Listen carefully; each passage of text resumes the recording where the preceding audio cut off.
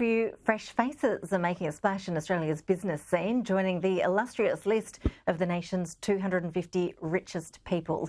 Joining us live now is the Australian business reporter and editor of The List, John Stensholt. John, really appreciate you making the time for us. Thank you so much. Firstly, just take us through who rounded out the top few spots and just how rich are the richest Australians? Yeah, Gina Rinehart, number one, the mining magnate, 37 billion. I suppose it's not a surprise that she's number one in a way, but that amazing amount of money is a record, really. So Andrew Forrest, number two, 35 billion. You've got Anthony Pratt, about 27 billion in number three. So yeah, they're really, really big names. And then you've got your Clive Palmers of the world and Harry Triguboff as well, and a few technology titans sort of mostly round out our top 10, but they're a little bit different because they've actually lost a combined 25 billion. So that's the two Atlassian co-founders, Mike Cannon-Brookes and Scott Farquhar, and Canva's Melanie Perkins and Cliff Obrecht. So yeah, there's a bit of an up and down. It's a bit of a rollercoaster ride as far as the top of the richest 250 goes at the moment.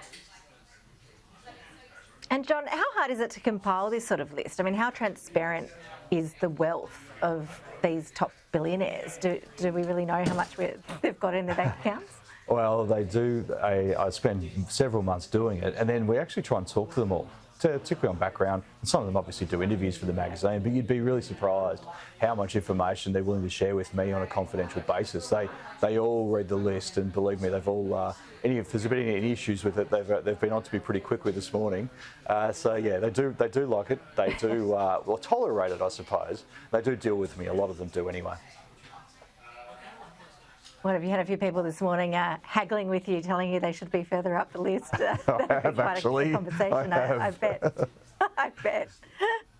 So when you look at the worth of these people, I mean, how much do they have to make it into the list, to make it into the top 250? I see on the screen here, we've got here that there are 139 billionaires in the country. It is an extraordinary amount.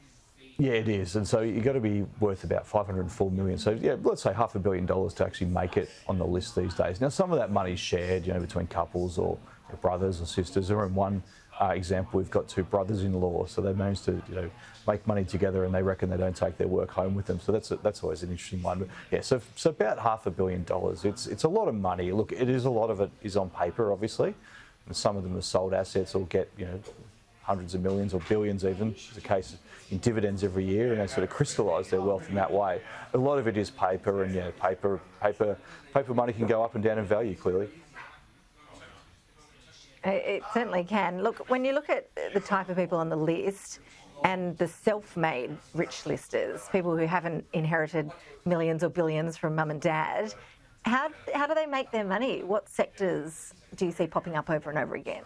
Yeah, sure. I mean, technology is obviously a sector that's grown in recent years. It is down a bit this year, but I think there's been a bit of a return to some of the so-called old-fashioned industries like mining, manufacturing, but like smart manufacturing, property, retail. I mean, we have fashion designers like the Zimmerman sisters that have made the list for the first time, making money selling dresses around the world from Australia, things like that. I think they're really interesting stories. People who start selling things in markets and then go on to take their brands around the world. I think those are the stories that I like. Certainly the stories that the readers like to read as well, rather than just someone inheriting their money and not doing much. So a lot of self-made wealth, a lot of really interesting entrepreneurs out there just getting out there and having a crack, I think.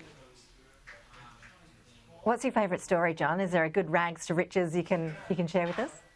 Well, we've got Ian Malouf on our front cover, and he's gone, as I've written, he's gone from bins to boats to billions. So he's a billionaire for the first time. Dial-a-dump was his business. So basically, shoveling muck around, and he's got, from muck, there's money in it. So he's made a lot of money, and now he's living his best life, basically spending half his time on super yachts around the world. So I think it's very, very interesting. He loves a good photo, but he's also a self-made guy, and good on him. Yeah, look, as you do, why wouldn't you spend half your life on super yachts if you could? What about women? Did we see any more women on the list this year? We've got roughly, it's always been around that 30 mark, 31. I think that's one thing that's a little bit disappointing. I think, Business Australia needs to do, Business in Australia or encouraging more female entrepreneurs. I mean, someone like Melanie Perkins is such an amazing story. I know her valuation's down a bit with Canva this year, but, she's someone who started a business, the husband, but she's, you know, such a driving force, and they've made so much money and done very well around the world. But we need to see more of that. We need to see more tech entrepreneurs, more retail fashion entrepreneurs who are females that, you know, are encouraged to go into business, because I mean they are our smartest. In a lot of cases, our smartest brains are on the richest 250 are female entrepreneurs. I'd love to see more of it, but you know, frustratingly, it's not enough numbers every year. John Stensholt, really appreciate you taking us through the list. We'll let you go so you can go and take some more phone calls from billionaires who aren't happy with their position on it. Good luck with that. Really appreciate you making the time. Thank you. Cheers.